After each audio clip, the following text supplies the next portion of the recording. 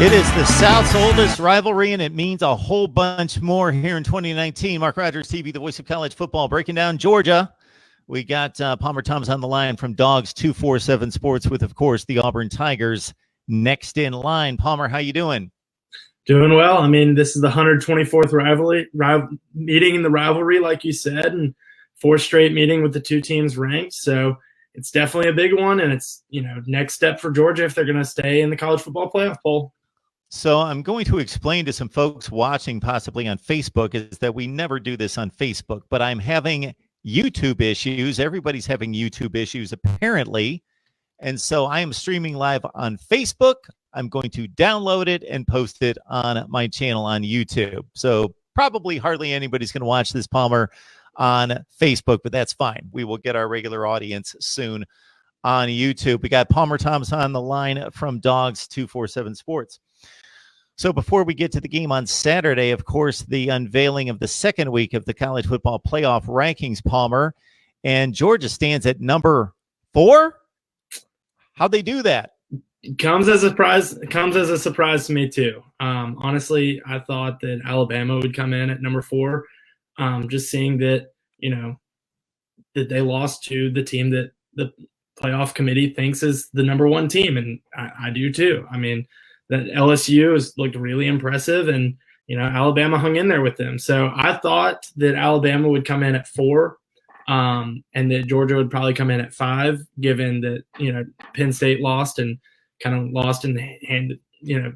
dominated by Minnesota. So I thought that Georgia would come in at 5. But what it says to me is that this committee is really valuing the wins more so than the losses. You look at the top, it's why they've got LSU ahead of Ohio State. They've got those wins over Texas, Auburn, Florida, now Alabama, and so that's the differential between, at 1 and 2 between LSU and Ohio State. It's why, an undefeated Clemson team that, defending national champion is ranked below, those other 2 undefeated teams that have really impressed. That they don't have a win of the caliber that even Ohio State has with, a Wisconsin or, a Michigan State win. Neither of those looking nearly as impressive as they did at the time, but, Clemson doesn't have anything up to that caliber. And then, just looking at between 4 and 5, Alabama's top win is Texas A&M, whereas Georgia's got 2, top 15 wins over Notre Dame, Florida. Both those teams were ranked in the top 10 at the time that the Bulldogs matched up with them. And so what this ranking at number 4 says to me is that the committee is really valuing quality wins more so than the losses, because there's no doubt that Alabama's loss to LSU is a much better loss than Georgia's to South Carolina. But Georgia does have those 2 wins over quality opponents that Alabama doesn't have. And I think that's why they're sitting at number 4. Now, obviously, like I said earlier, this, matchup with Auburn, number 12 in this most recent poll, it's a must win. Georgia's got to win out if they want to get in. I really, really can't see. I know that there's some chaos scenarios out there that people are talking about. Well, hey, if Georgia were to drop one this weekend to Auburn, but then went out and, beat LSU in Atlanta, would they get in as a 2-loss SEC champion? I have a hard time seeing that happening. So to me and to Georgia's players, every game the remainder of this season has been a playoff game since they lost to South Carolina. It's a whole lot of fun to talk about, but Georgia fans, whether 4, 5, 6, or 7, it doesn't really matter right now. It just doesn't matter. You got to win the games in front of you, and you play in the SEC. So if you've got 1 loss and maybe even 2, and you win the SEC, you're in. If you don't win the SEC as it currently stands, you're not going to get in because you're not going to be the SEC champion, and you're going to have 2 losses. So win the games and you're in.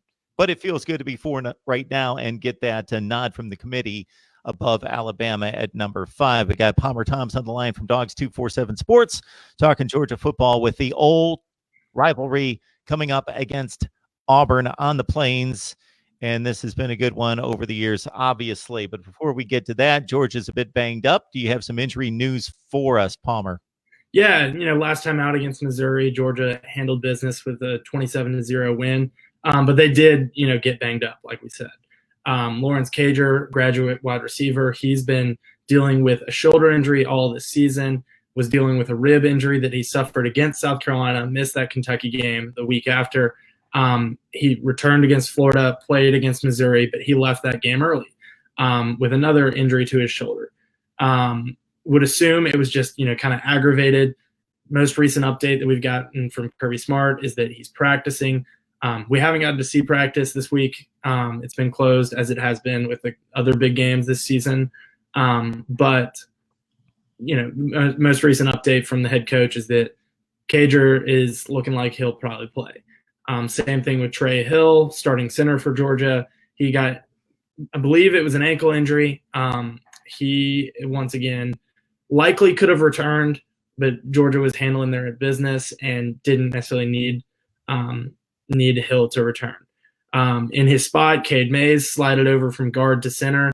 He ended up getting rolled up on with what I would assume is an ankle injury there. But he was in a helmet ready to go. But again, Georgia was handling business. He spoke with the media after the game and on Monday. So we don't talk to injured players. He's probably a go. Isaiah Wilson, he also went down, but he returned to action. So like I said, Georgia's banged up, but it's looking like the guys that missed some time against Missouri or have missed some time in the past weeks are going to be a go. Notably, Tyson Campbell, starting cornerback, or has been a starting cornerback for Georgia. He returned to action for the first time since week 3. And then a couple other injuries on the defensive side of the ball. Devon Wilson, Tyreek McGee, and Walter Grant. They're all contributors on Georgia's defense. Wilson played against Missouri, but he's been banged up, while McGee and Grant both did not go. Channing Tindall, another contributor on that defense, especially in third down packages. He's been dealing with a lower leg injury and did not go against Missouri, but looking like he could return to action this week. So Facebook is coming to our rescue tonight. YouTube is down. We cannot upload a live video to YouTube, so we're using Facebook, but we'll download the video, upload it to YouTube, and everything will be great at Mark Rogers TV, the voice of college football. So we got Palmer Thomas on the line talking Georgia football with Auburn next up on Saturday. And, of course, this is a great rivalry, always is in college football. These two play in opposite divisions, but they meet each and every year as a designated rivalry in the SEC. Palmer, your thoughts before we dive into the 2019 matchup about the Auburn series and what that means to Georgia fans? Yeah, I mean, it's the closest SEC school to here, just over 2.5, 3 hours away from Athens. So there's with that being right just past the border of the Alabama-Georgia border, there's a lot of people that have sent kids from Georgia to Auburn and from the Auburn area to Georgia. That area of the state is kind of divided, and you see you see families divided. You see recruiting battles happening, constant battles with recruits between Georgia and Auburn. And like we've said, it's a historical rivalry, 124th meeting, 4th straight with the two teams ranked, and Georgia has come out on top the last 2, and but I mean, their last trip to the Plains, they got their rear ends handed to them, 40-17 loss as the number 1 team in the country. So definitely a rivalry that dates back a long time, and definitely one that means a lot to Georgia fans. Got Palmer Thomas on the line from Dogs 247 Sports. Please join him and the rest of the staff there at 247 Sports. You know the name brand. It's the very best in college football. Palmer, look at the matchup. Considering that Georgia's faced the 2 difficult opponents in Notre Dame and Florida, meaning the 2 wins. They were both 1-score wins in which they were decidedly the better team, but still a close game down to the last possession. Now they face an Auburn team that you could argue is the best team that they've played. The Gators beat Auburn head-to-head, but the Tigers have played an extremely difficult schedule and fared well. How do you size this one up in regards to the matchups, and what do you think is going to be key?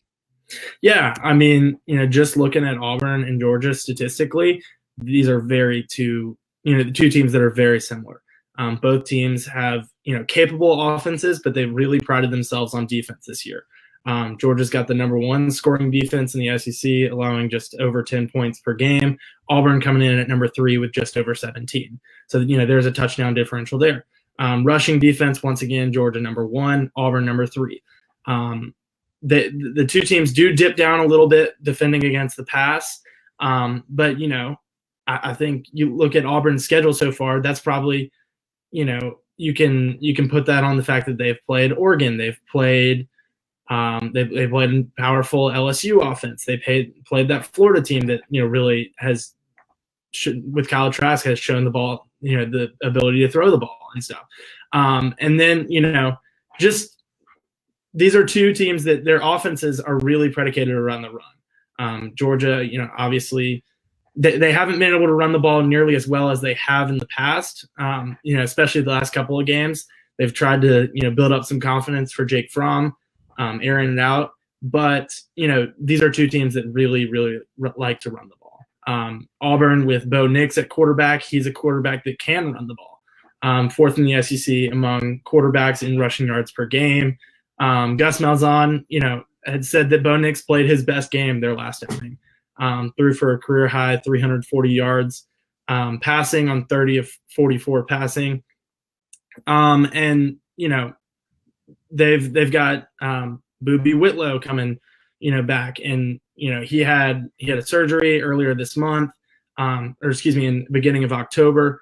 Man, it feels weird that we're already into November and deep into this college football season. But, he had surgical procedure earlier in the season, a couple weeks ago. He played in a very limited role against LSU, but looking like he could be back in a bigger role, to save the day for Auburn against Georgia. Without him, DJ Williams came in at running back and rushed for 130 yards against LSU. Followed that up with a 93-yard performance on 24 carries against Ole Miss. So, like I said, these are two teams that are built fairly similarly, which is, interesting given that Gus Malzahn, a very offensive-minded coach, and Kirby Smart defense. But, and you can't go without mentioning Derek Brown in this matchup. The star defensive lineman for Auburn, he really, really, really has the ability to impact a game. And it'll be a really interesting matchup seeing him versus Andrew Thomas, two guys that could really win that Outland Trophy for the best interior lineman in college football. Mark Rogers TV, the voice of college football. This is what we do each and every day. Best bloggers, broadcasters, and writers in the industry, and discussion, of course, debate and analysis from myself. And we're using Facebook tonight because YouTube has let us down just momentarily. YouTube, take no offense to that.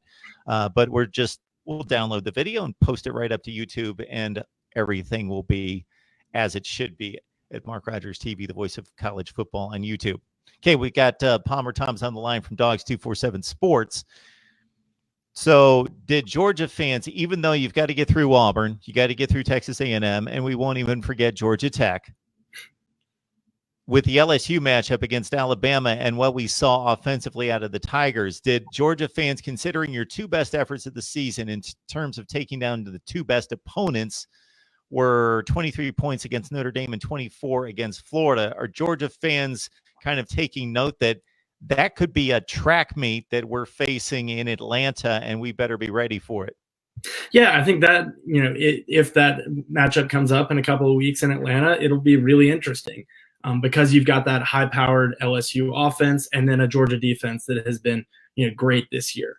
And then, on the other side, when you've got the Georgia offense on the field, you've got plenty of capable players, talented guys like Jake Fromm leading it. He's, if Georgia gets there, it would be his third SEC championship game appearance. And, I don't think that he would be blown away by the stage. And you've got the guys like DeAndre Swift, Lawrence Cager, George Pickens, so you've got an incredible offensive line. You've got guys that can match up against an LSU defense that they've got very talented players, but they haven't lived up to some of their expectations. So, I think that it would be a really interesting matchup, considering the ability of that LSU offense to put up the big numbers, and the Georgia defense to really, contain opponents. Did a great job against Alabama last year in that same situation with a high-powered offense that they were going up against. And so, I think it would be a really interesting matchup. I think a lot of Georgia fans would have rather, if they were picking out their SEC West opponent to play in that SEC championship, I think a lot of them would have picked Alabama, given the fact that, I feel like a lot of Georgia fans want to go through Alabama if they want to feel like they've earned it. They want to feel like they've overcome that hurdle and they're on to the next thing. So if Georgia's going to get to the national championship, a lot of fans want that to be going through Alabama. But, with the way that game turned out in Tuscaloosa last weekend, it looks like it'll be LSU. And if Georgia's going to get to the college football playoff, win an SEC championship, and, advance to a national championship, their hopes, have to go through beating LSU in Atlanta. If you love the SEC and you love tradition and you love college football, and it means a whole lot this year in particular, then you got to love this game on the Plains. Georgia and Auburn, Tigers and Bulldogs going at it for the what? 124th time? 124th. 124 times. All right, Palmer, we appreciate you stopping by. Enjoy the game. Absolutely. Thanks, Mark.